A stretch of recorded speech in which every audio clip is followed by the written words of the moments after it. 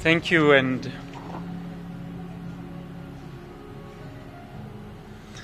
thank you very much, Deputy Minister. Thank you so much for being here today and for addressing the event.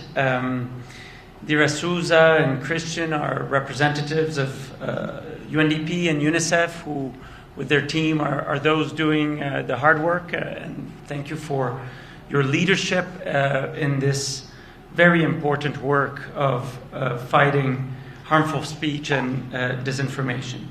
And to all of you who have contributed, continue to contribute to fighting harmful speech and disinformation. Very grateful to all of you for being here and for giving us a little part of your weekend. I think now it's officially the weekend. So I think the first thing to say is simply to recall that today we are launching this campaign as part of a much broader effort by the United Nations here in Sri Lanka to invest a lot more in raising awareness and bringing partners together in fighting disinformation and hate speech. This is based on the United Nations Secretary General's plan of action on hate speech, which provides really a clear framework and guidelines for us to work and invest in this field. The framework reinforces the collective responsibility to counter hate speech while upholding freedom of expression, which is a difficult balance that is critical in the rapidly polarizing global and national media landscape.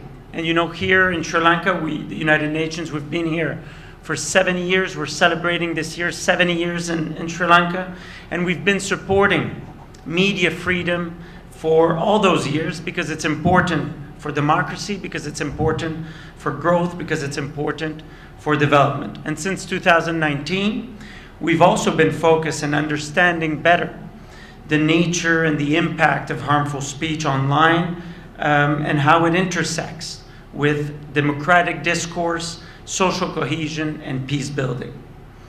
And today, the digital environment is shifting rapidly.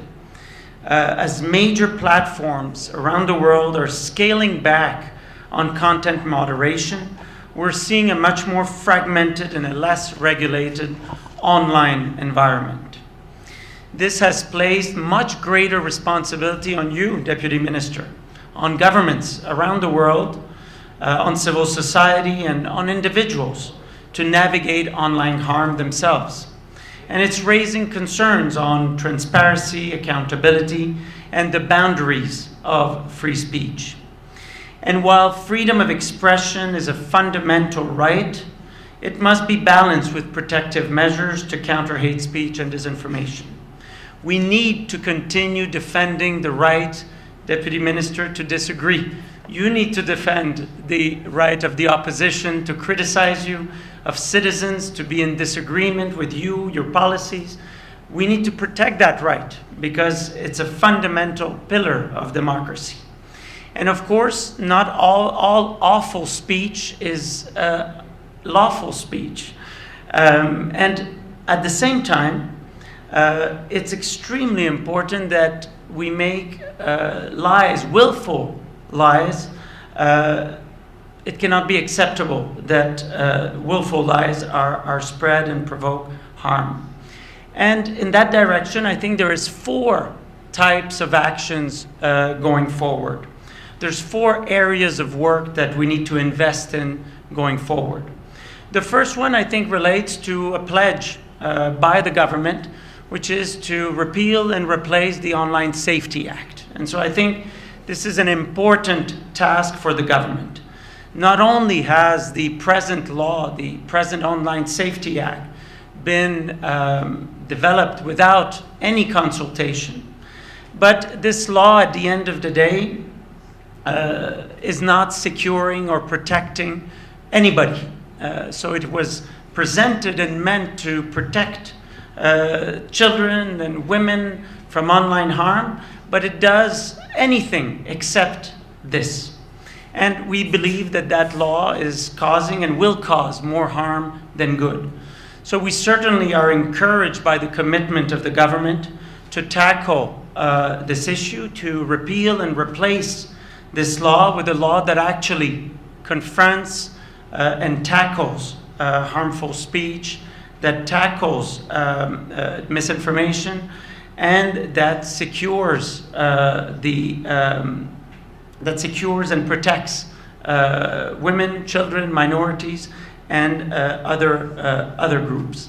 And so that law needs to be consulted. It needs to engage broadly technology experts, fact checkers, academics, and civil society organizations.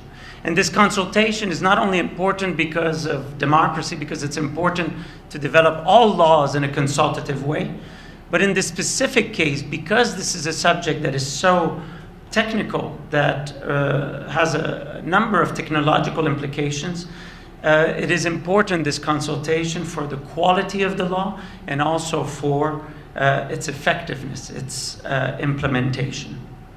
Second area of work